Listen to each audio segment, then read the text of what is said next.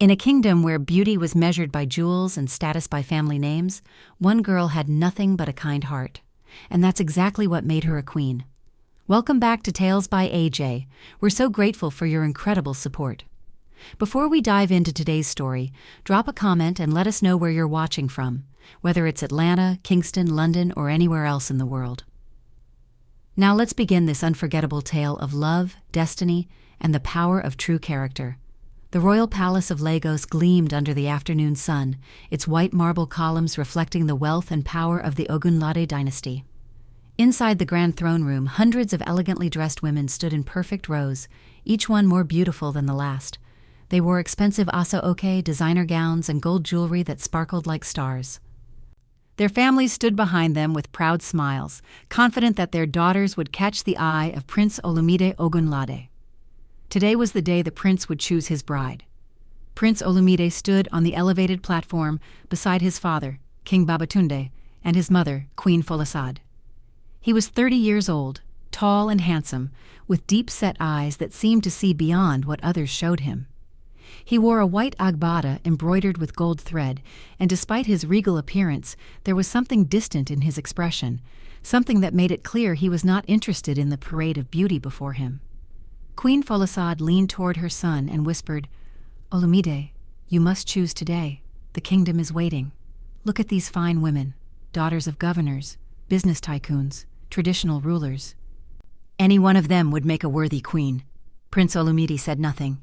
His eyes scanned the room, but they were searching for something his mother couldn't understand. The selection ceremony began.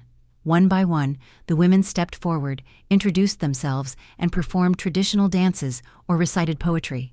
Some spoke about their education, degrees from Oxford, Harvard, and Sorbonne. Others boasted about their family businesses, oil companies, tech empires, and political dynasties. Each one was more impressive than the last, yet the prince's face remained unmoved. "Your Highness," said Lady Bisola, daughter of the governor of Lagos State. She was breathtaking in a red velvet gown, her hair piled high in an elaborate weave. "I have been groomed since birth to stand beside a king. I speak 5 languages, I manage my father's businesses, and I know every protocol of the royal court."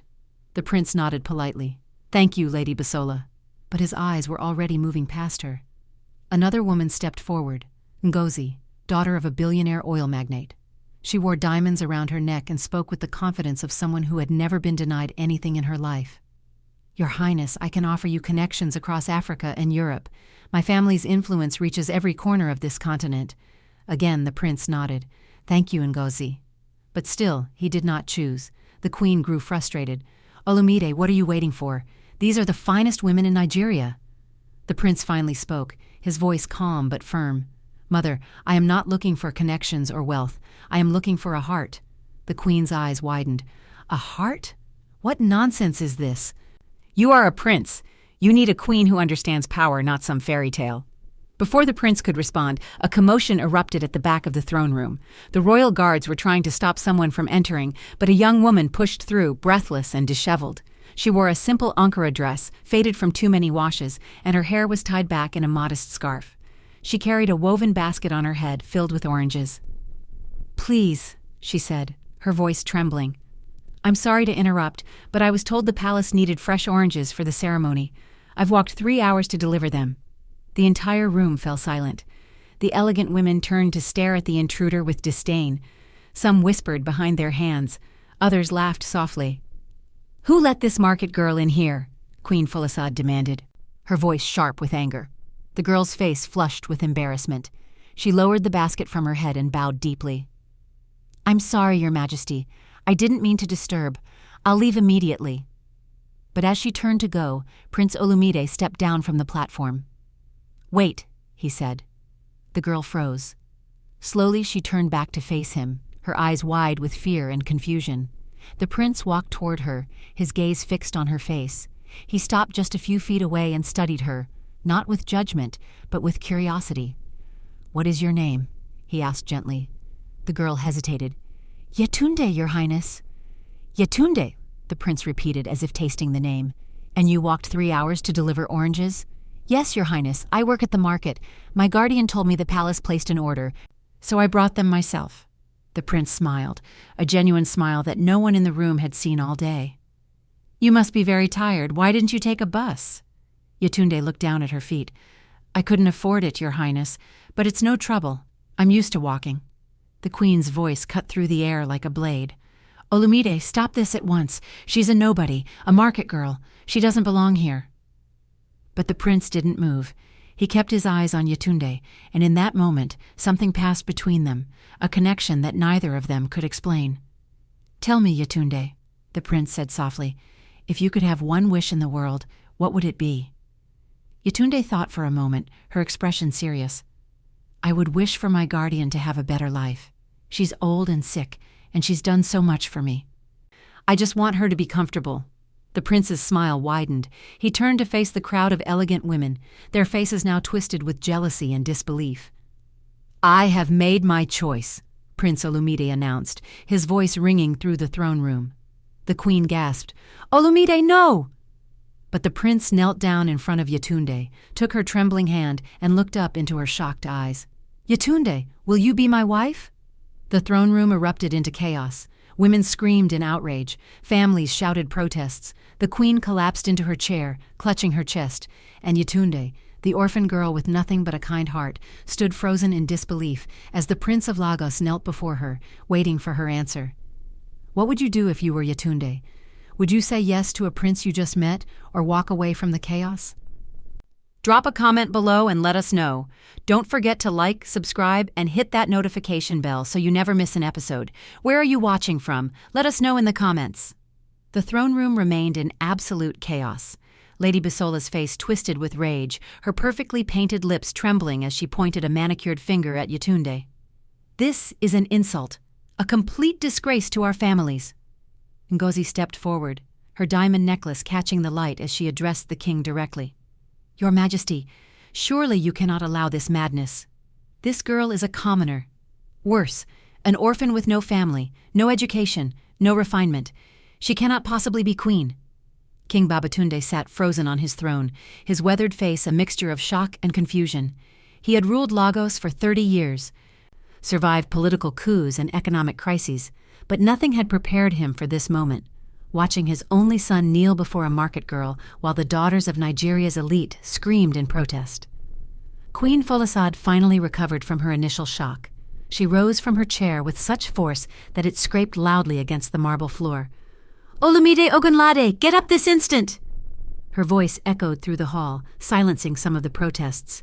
"You are making a fool of yourself and this royal family!" But the prince remained on one knee, his hand still extended toward Yetunde, his eyes never leaving her face. Yetunde's mind raced.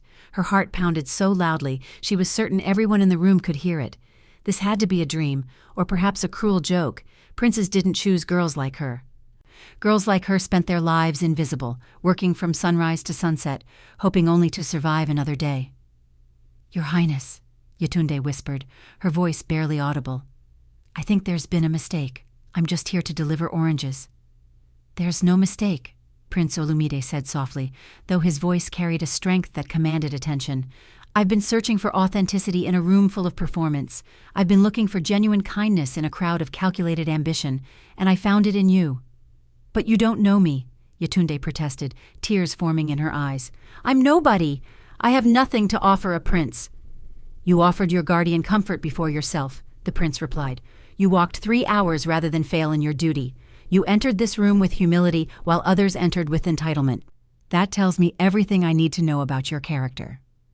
Queen Folasade descended from the platform, her elaborate gel tilting slightly as she moved with fury. She grabbed her son's arm, trying to pull him up. "Enough of this nonsense. You will choose Lady Bisola or Ngozi, someone suitable, not this. Her name is Yetunde, mother," the prince said firmly, gently removing his mother's hand from his arm. "And I have made my choice."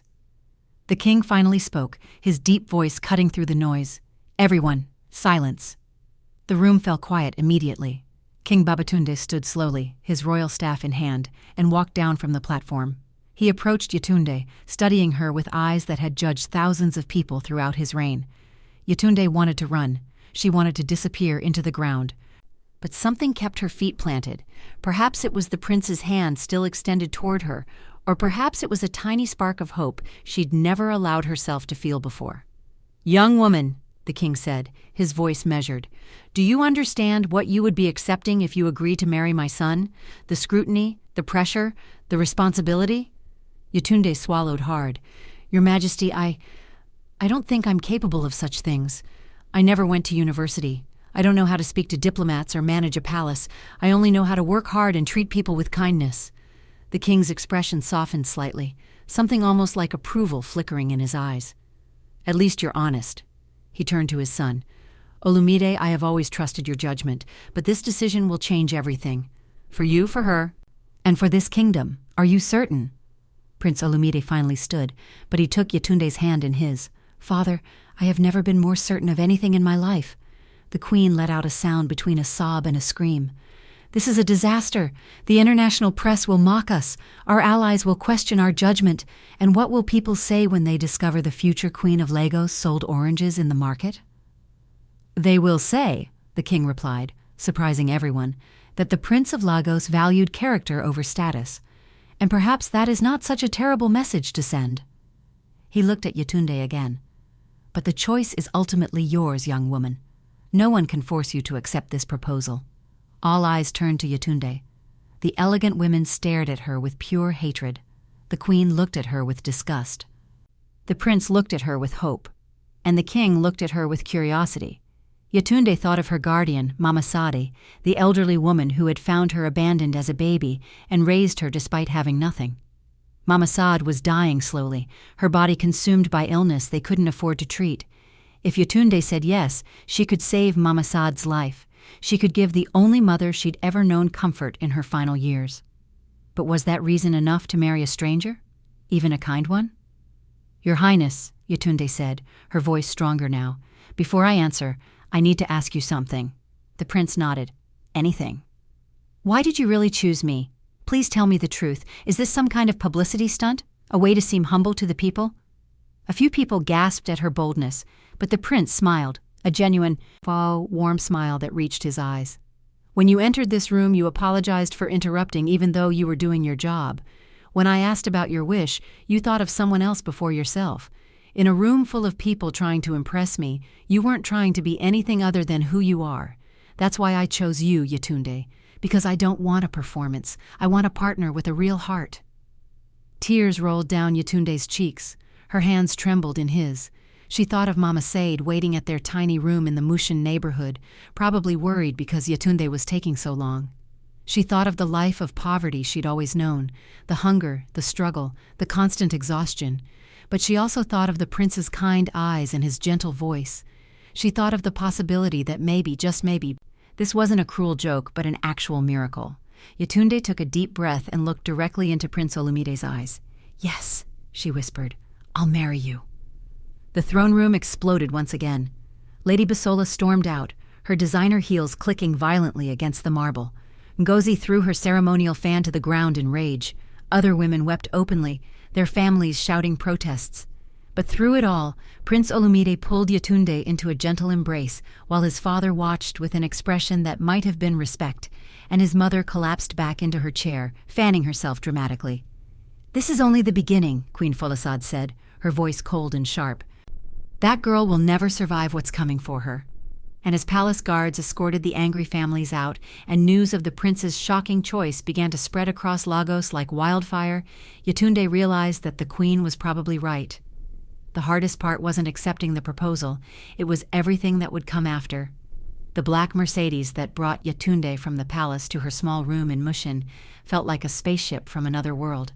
She sat in the back seat, still clutching her empty orange basket, watching the familiar crowded streets pass by through tinted windows. The driver, a stern-faced man named Mr. Tunde, said nothing during the entire journey, but she could feel his curious glances in the rearview mirror. When they pulled up to the narrow alley where she lived, neighbors poured out of their rooms, their eyes wide with shock at the sight of a royal vehicle in their neighborhood. Children ran alongside the car, shouting and pointing. Women abandoned their cooking pots to stare. Men put down their tools and newspapers. "Wait here," Mr. Tunde instructed as he opened Yetunde's door. "The prince said I should give you 2 hours to say goodbye and pack your belongings. Then I'll bring you to the palace." Yetunde nodded, her throat too tight to speak. She climbed the narrow wooden stairs to the single room she shared with Mama Saad, her legs feeling like they were made of water. Mama Saad sat on their only mattress, her frail body wrapped in a faded wrapper, her gray hair uncovered. When she saw Yetunde's face, she struggled to sit up straighter. "Yetunde, what happened? Did they refuse to pay you for the oranges?" "Did someone hurt you?" Yetunde dropped to her knees beside the mattress and burst into tears. "Mama, something impossible just happened." She told Mama Said everything: the elegant women, the prince's rejection of them all, the proposal, the chaos, the queen's fury.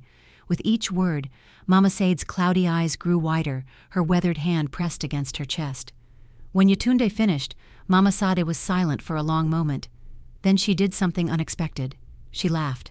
It was a weak, rattling laugh, but genuine. "My child," Mama Said said, reaching out to cup Yetunde's face with trembling hands. "Do you know why I named you Yetunde?" Yetunde shook her head, tears still flowing. "Because when I found you abandoned by the roadside 25 years ago, wrapped in nothing but a torn cloth, I knew your mother would return.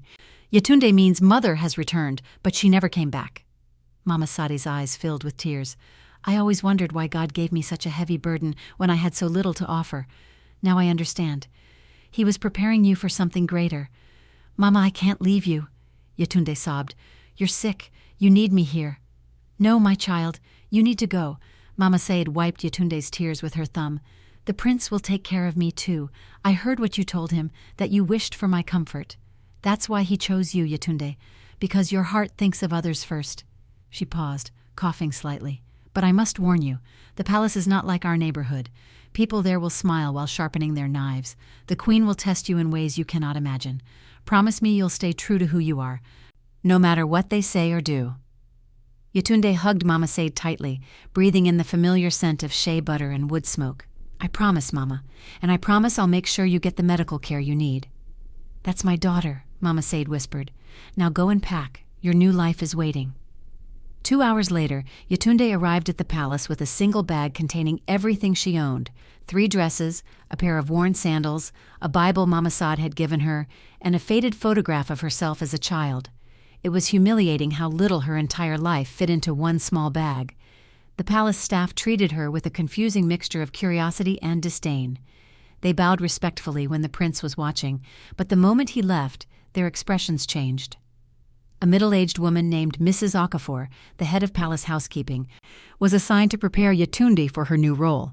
Mrs. Okafor was a tall, stern woman who wore her authority like armor. She looked at Yetunde's bag with barely concealed disgust. "Is that all you brought?" "Yes, Ma," Yetunde replied softly. "Well, at least you travel light." Mrs. Okafor sighed dramatically. "Follow me.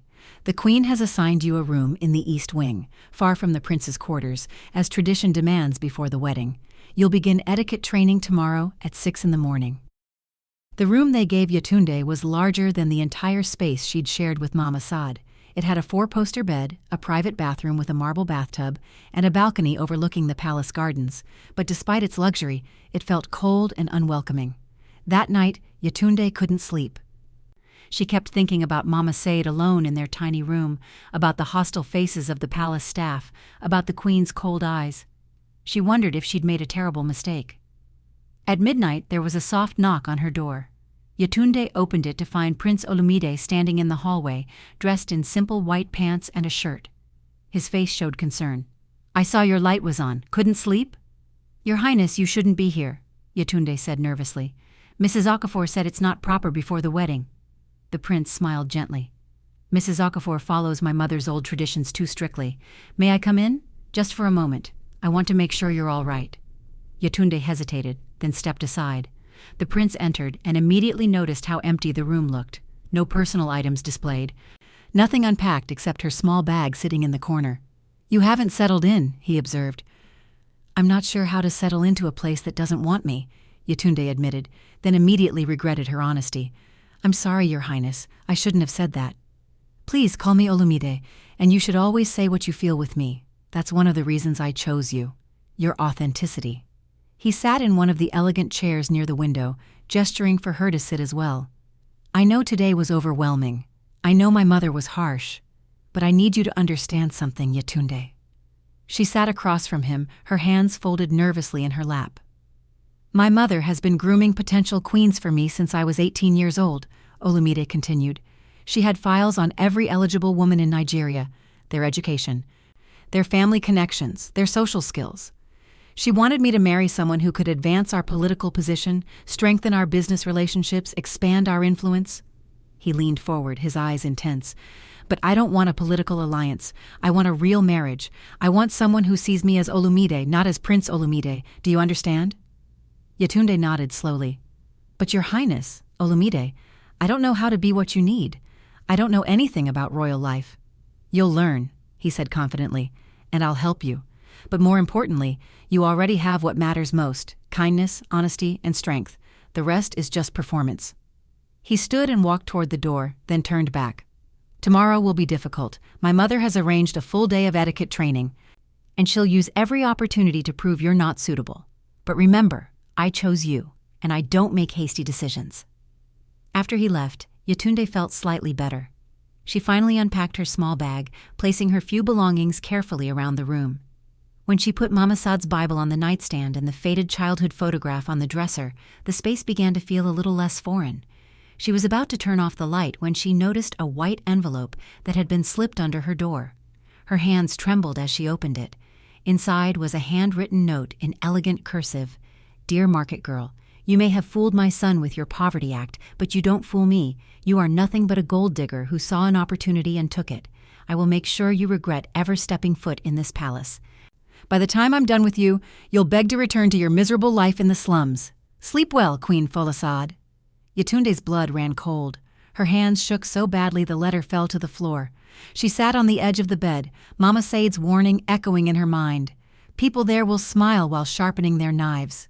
She picked up the letter and read it again, tears blurring her vision. The queen wasn't going to accept her. This wasn't going to be a fairy tale. This was going to be a war.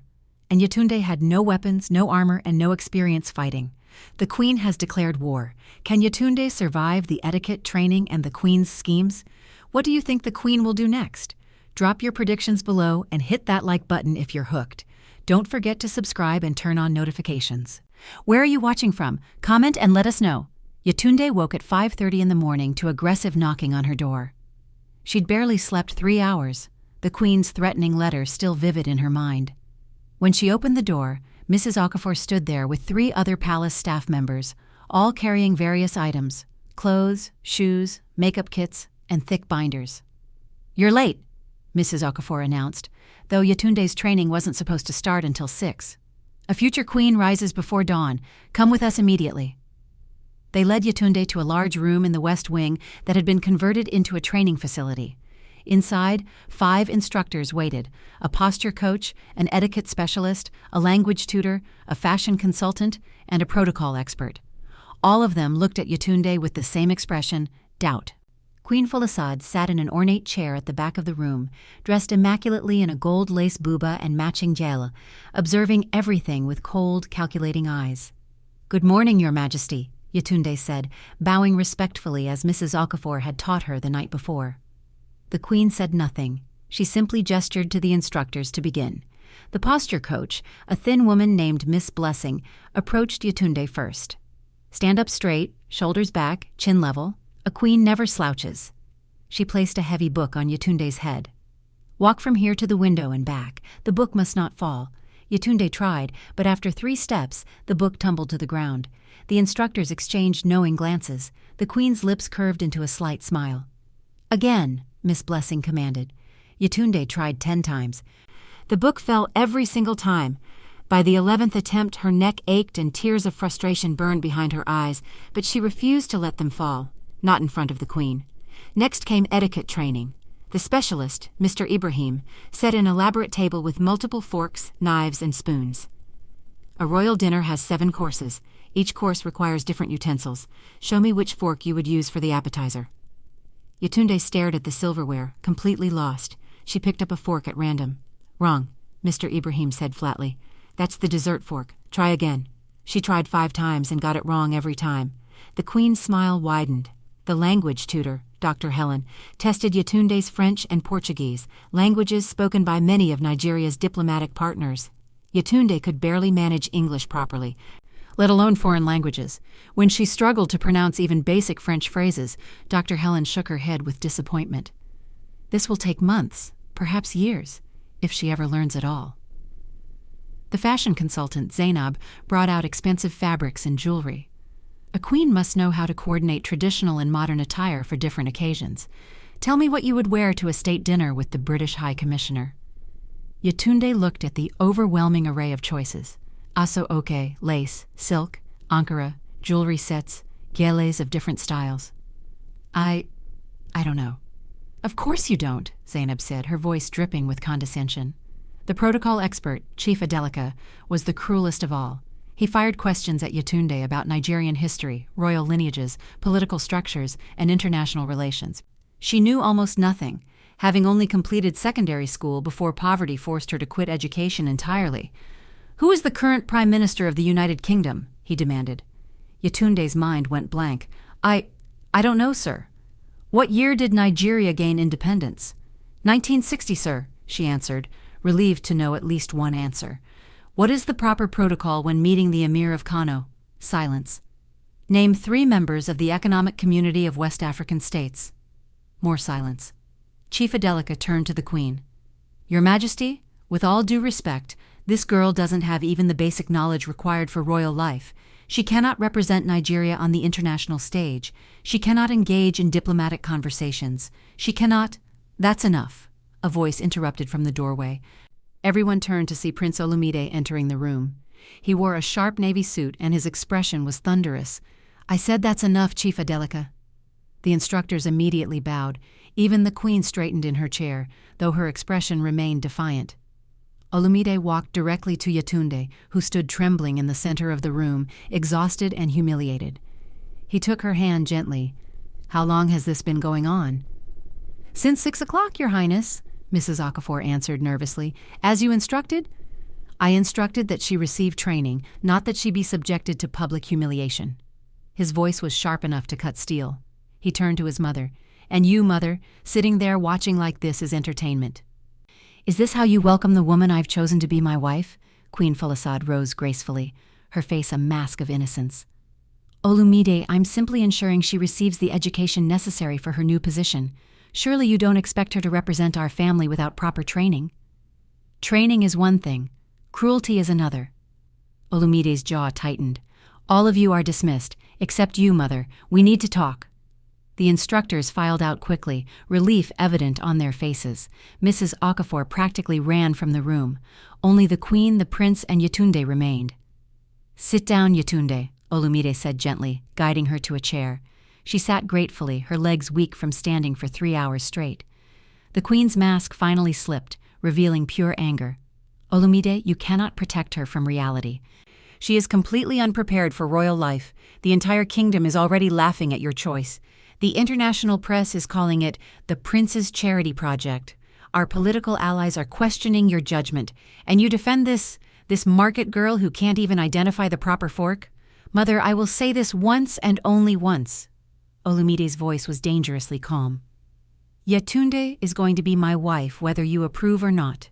You can either accept that and treat her with respect, or you can continue this campaign of cruelty, and I will move out of the palace immediately after our wedding. I will take Yetunde away from here, and you will lose your son." The Queen's face went pale. "You wouldn't dare." "Test me," Olumide replied coldly. The silence that followed was suffocating. Queen Folasade and Prince Olumide stared at each other in a battle of wills that had clearly been building for years. Finally, the Queen looked away first. "Fine," she said, her voice tight. "I will adjust the training approach. But Olumide, you must understand, kindness and good intentions are not enough to be queen. She must be prepared, truly prepared for what's coming. The coronation ceremony, the state dinners, the diplomatic meetings, the media scrutiny. If she fails publicly, it won't just humiliate her, it will humiliate our entire family." "Then help her succeed instead of setting her up to fail," Olumide countered. "She has 2 months before the wedding. That's enough time if everyone actually tries to help her instead of tearing her down." The Queen nodded stiffly, then swept out of the room without another word to Yetunde. Once they were alone, Olumide knelt beside Yetunde's chair. "I'm so sorry, I should have anticipated this. My mother can be difficult." "She hates me," Yetunde whispered, her voice breaking. "And maybe she's right. Maybe I'm not good enough for this life. I couldn't answer a single question correctly. I don't know anything about being royal." "You know how to be kind. You know how to be honest. You know how to think of others before yourself." Olumide took both her hands in his. "Those things matter more than knowing which fork to use. The rest, we can teach you. But character, that can't be taught. You either have it or you don't." Tears finally spilled down Yetunde's cheeks. "What if I embarrass you? What if I fail at the wedding ceremony in front of everyone?" "Then we'll fail together," Olumide said simply. "Yetunde, I need you to trust me. I chose you for a reason, not despite who you are, but because of who you are. Don't let my mother or anyone else change that." Before Yetunde could respond, Mrs. Okafor burst through the door, her face panicked. "Your Highness, you need to see this immediately." She handed Olumide a tablet. On the screen was a news article from Nigeria's largest newspaper. The headline read, "Prince's Folly, Royal Engagement to Uneducated Orphan Sparks National Controversy." Below it was a photo someone had taken of Yetunde delivering oranges at the market just days ago. Her dress faded, her scarf crooked, her bare feet dusty from walking. Next to it was a glamorous photo of Lady Bisola at a charity gala, dripping with elegance and sophistication. The article was brutal. It questioned Olumide's judgment, called Yetunde a social climber, and included quotes from anonymous palace sources, saying the queen was devastated by her son's choice. Olumide's face darkened as he read. "This came from inside the palace. Someone gave them this story." "The entire country is talking about it, Your Highness," Mrs. Okafor said nervously. "It's trending on every social media platform. People are divided. Some think it's romantic, but most think it's a disaster." Yetunde felt the room spinning. It was one thing to face hostility inside the palace walls. It was another to have the entire nation judging her, mocking her, tearing her apart before she'd even had a chance to prove herself. "I should leave," she said quietly, standing up on shaky legs, "before this gets worse, before I damage your family's reputation even more." "Yetunde?" "No, Your Highness, maybe everyone is right. Maybe this was a mistake." She pulled her hands free from his grip. "I don't belong here. I never did." She walked toward the door, tears blinding her vision, her heart breaking. But before she could leave, Olumide's voice stopped her. "If you walk out that door, you're not just giving up on becoming queen. You're giving up on yourself. You're proving everyone who doubted you right. Is that really what you want?"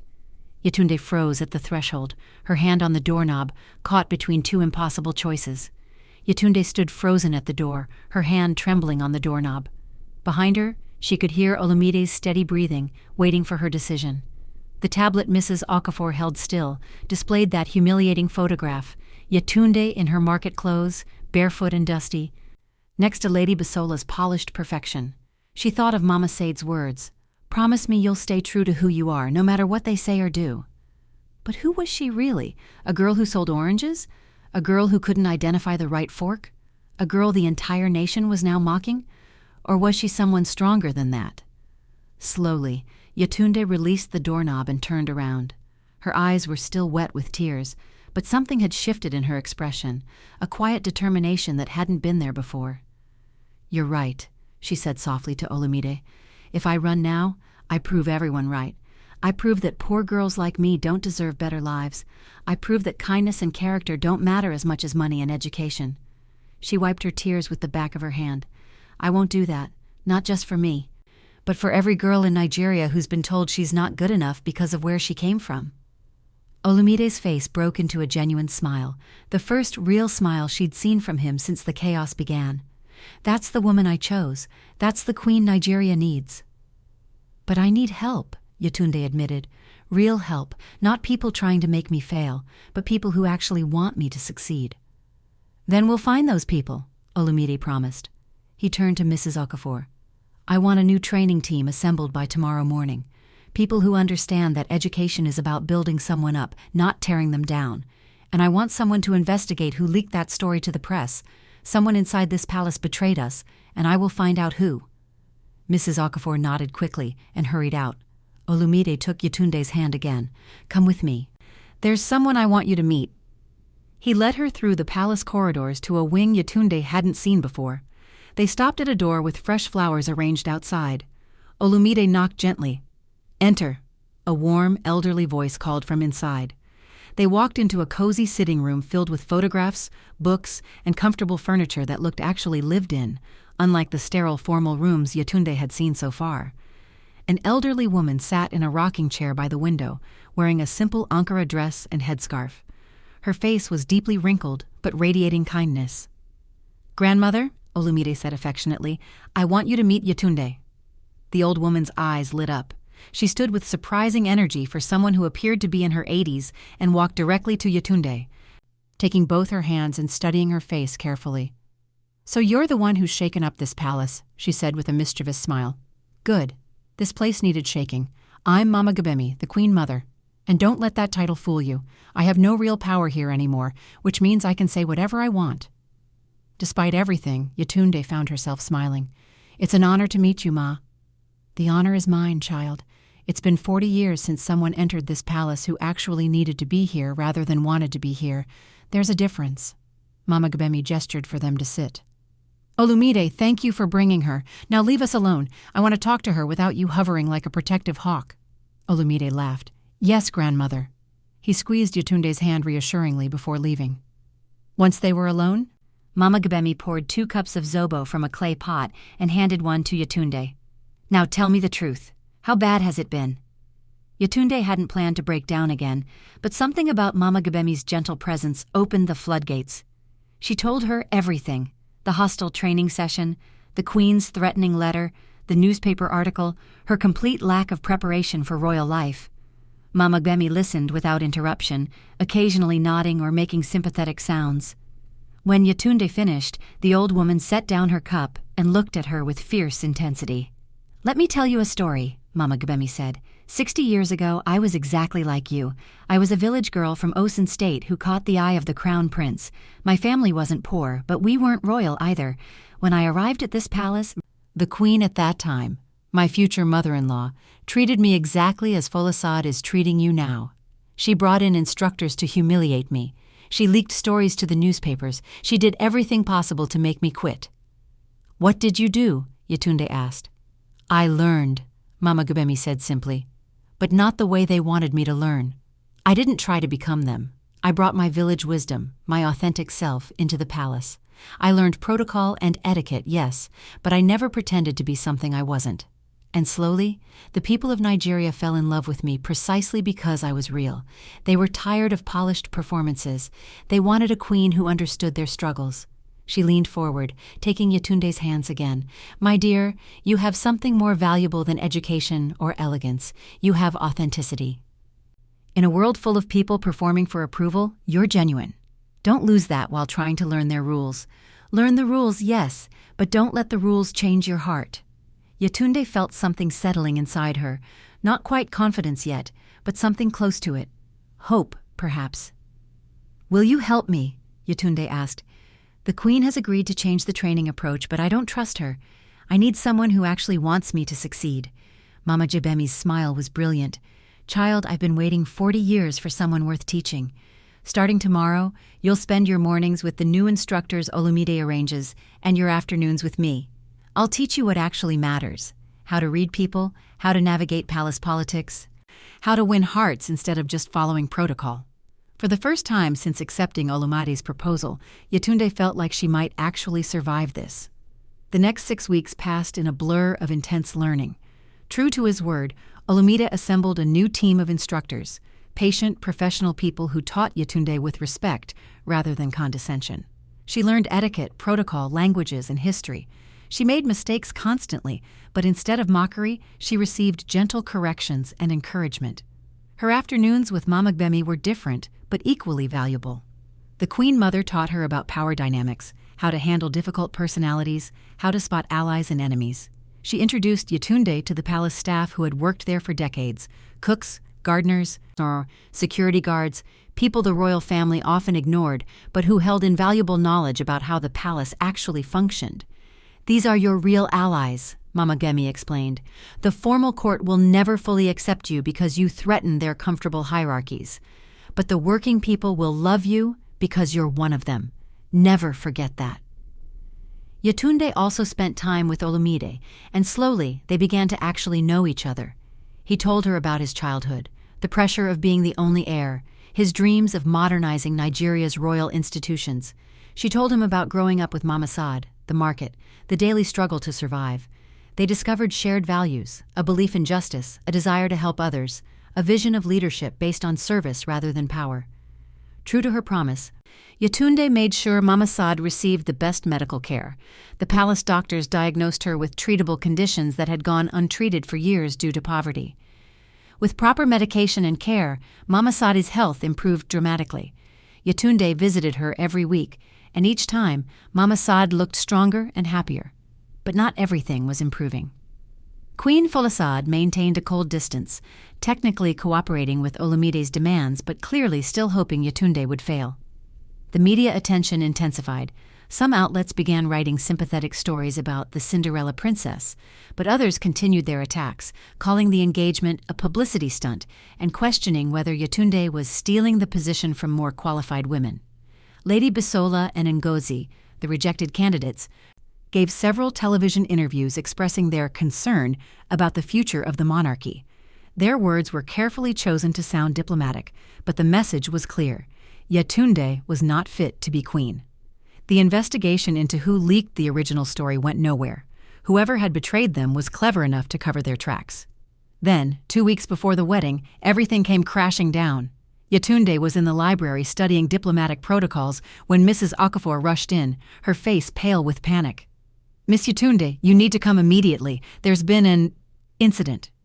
Yetunde followed her to the main courtyard where a crowd had gathered, palace staff, security guards, and several members of the royal council. In the center stood Queen Folasade, holding up a small velvet box. When Yetunde approached, the queen's face was a mixture of triumph and false concern. "Yetunde, my dear," the queen said with exaggerated sweetness. "Can you explain why the Ogunlada royal ruby, a priceless heirloom worth 20 million naira, was found hidden in your room?" The crowd gasped. Yetunde's blood turned to ice. "What? That's impossible. I've never even seen—" "Security found it tucked behind your dresser during a routine inspection," the queen continued, her voice growing louder so everyone could hear. "The same ruby that went missing from the royal vault 3 days ago. The vault that only family members have access to, except that we gave you access last week as a gesture of trust." Yetunde's mind raced. This was a setup. It had to be. But how could she prove it? Olumide pushed through the crowd, his face dark with fury. "Mother, this is absurd. Yetunde would never—" "The evidence speaks for itself, Olumide." Queen Folasade's voice was cold and final. "I didn't want to believe it either. I've tried to give her a chance, truly I have, but perhaps the palace critics were right. Perhaps someone from her background saw an opportunity for wealth and couldn't resist." "You planted it!" Yetunde shouted, finding her voice. "You've been trying to get rid of me since the day I arrived. This is just another one of your schemes." "Accusing the Queen Mother of a crime?" Chief Adelica, the protocol expert, stepped forward with a grave expression. "That's a serious offense, young lady, perhaps even grounds for criminal charges." "Criminal charges?" Yetunde felt the world tilting. "For defending myself against false accusations?" The queen held up her hand. "I don't want to press charges. I'm not a cruel woman, but Olumide, you must see reason now. This girl is clearly not who you thought she was. The wedding must be cancelled, for the good of the kingdom." The crowd murmured in agreement. Even some of the staff who had been kind to Yetunde looked at her with doubt and disappointment. Olumide's jaw was tight with rage.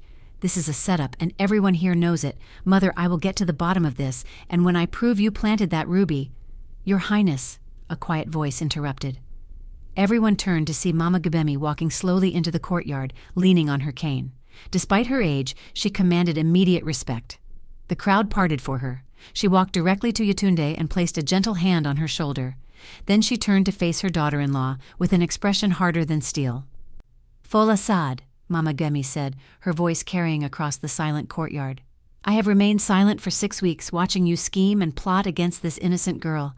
But I will be silent no longer. That ruby was not in Yetunde's room by accident, and everyone with sense knows it." The queen's confident expression flickered. "Mother, with all due respect, you will listen to me for once in your life." Mama Gbemi's voice was sharp enough to cut. "I know what you did because I know you. You've been manipulating this palace for 30 years, ever since you married into this family.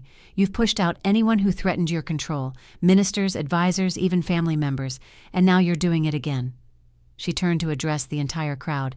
"But I want to tell all of you something. I've spent 6 weeks teaching this young woman, watching her learn, seeing her character tested in 100 different ways, and I can tell you with absolute certainty, Yetunde has more integrity in her little finger than most people in this palace have in their entire bodies." The crowd shifted uncomfortably. Queen Folasad's face had gone pale with rage. Mama Gbemi wasn't finished. "So I'm giving everyone here a choice. You can believe this obvious frame job, or you can believe what your own eyes have shown you, that Yetunde works harder than anyone, shows kindness to everyone, and has never asked for anything except a chance to prove herself worthy of my grandson's love." Silence fell across the courtyard. Then slowly, one of the palace gardeners stepped forward. "I believe Miss Yetunde," he said quietly. "She's the only royal who's ever learned my name or asked about my family." A kitchen worker spoke next. "She comes to the kitchen every morning to thank the cooks personally. That's not behavior of a thief." One by one, more staff members came forward, defending Yetunde. The people the royal family usually ignored, the ones who cleaned their rooms, cooked their food, maintained their gardens, they all spoke up. The tide was turning. Queen Folasad saw it happening and made one last desperate play. "This is absurd! A mob of servants defending—" "Enough!" King Babatunde's voice thundered across the courtyard. Everyone froze. The king rarely involved himself in palace drama, preferring to let his wife handle domestic issues. But now he stood at the palace entrance, his face grave and his posture radiating authority. He walked slowly to the center of the courtyard, looked at the ruby in his wife's hands, then at Yetunde's tear-stained face, and finally at his son's furious expression. "Folasad," the king said quietly, "did you plant that ruby?" The queen's mouth opened and closed. "Babatunde, how can you even ask?" "Answer the question. As your king, not your husband, did you plant that ruby to frame this girl?" The silence stretched for what felt like an eternity. Finally, Queen Folasad's shoulders sagged. Her mask of false concern crumbled, revealing the calculating woman beneath. "Yes," she whispered, "I did." The courtyard erupted in chaos. Palace staff gasped in shock.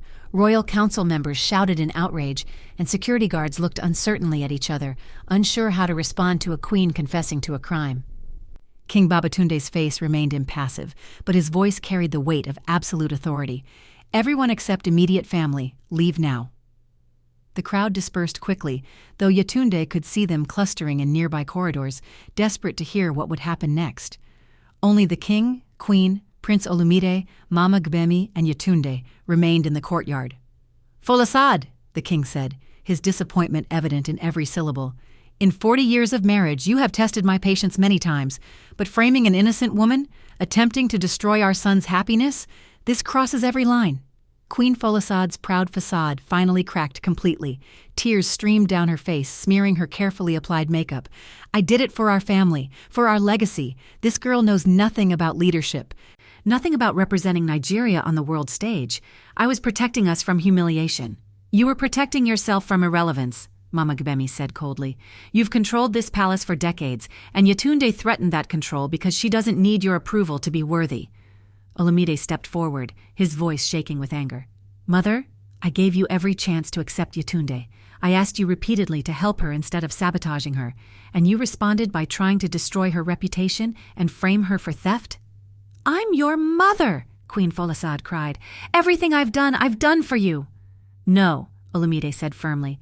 "You did it for yourself, and now there will be consequences." The king nodded.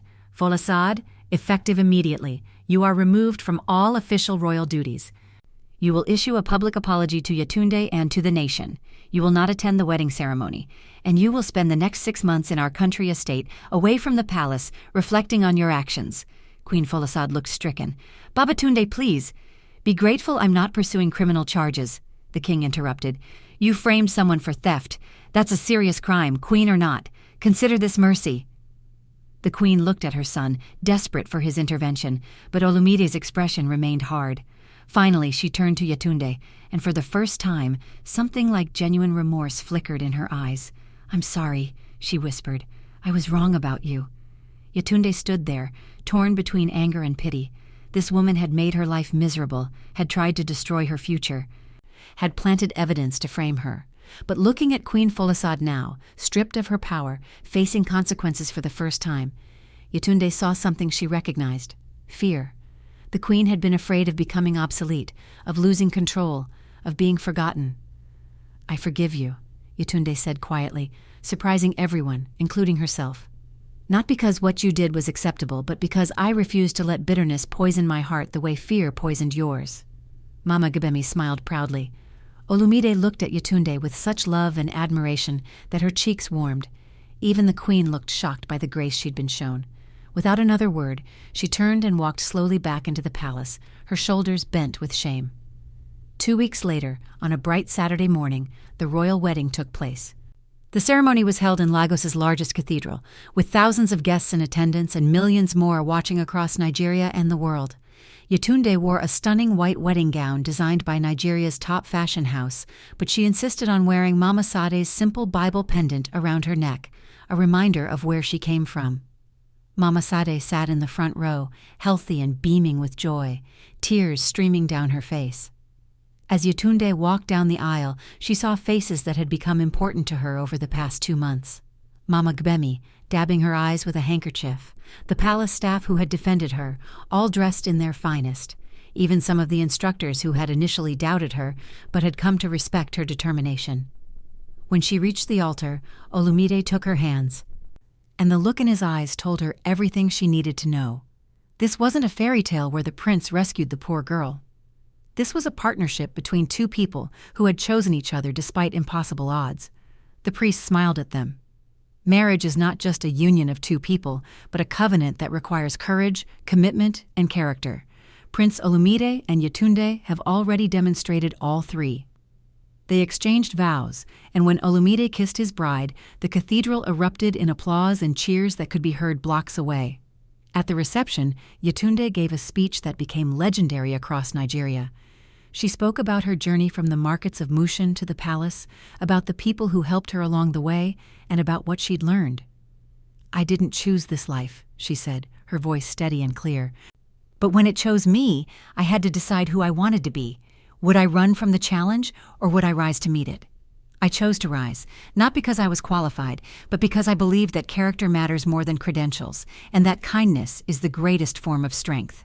She looked directly at the cameras broadcasting to the nation. "To every girl in Nigeria who's been told she's not good enough because of where she comes from, you are enough. Your worth isn't determined by your bank account or your family name. It's determined by your character, your compassion, and your courage to keep going even when the whole world doubts you." The applause was deafening.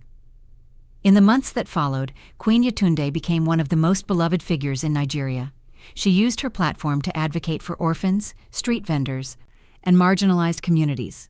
She reformed palace protocols to make royal functions more accessible to ordinary citizens. She established scholarships for children from poor families, and she never forgot where she came from. Queen Folasade eventually returned to the palace after her exile, humbled and changed. She and Yetunde would never be close, but they learned to coexist with mutual respect. The queen even admitted years later that her son had chosen more wisely than she ever could have. Prince Olumide and Queen Yetunde's love story became legendary, proof that true royalty comes from character, not wealth, and that the greatest love stories are built on mutual respect, shared values, and the courage to choose each other even when the whole world says you shouldn't. And Mama Sade? She lived comfortably in a beautiful home on the palace grounds, surrounded by the love and honor she'd always deserved, finally able to rest after a lifetime of sacrifice. The poor orphan who sold oranges became a queen who changed a nation, not by pretending to be someone she wasn't, but by staying true to who she'd always been. What a journey! From market girl to beloved queen, Yetunde showed us that character will always triumph over status. What was your favorite moment from this story? Drop it in the comments below.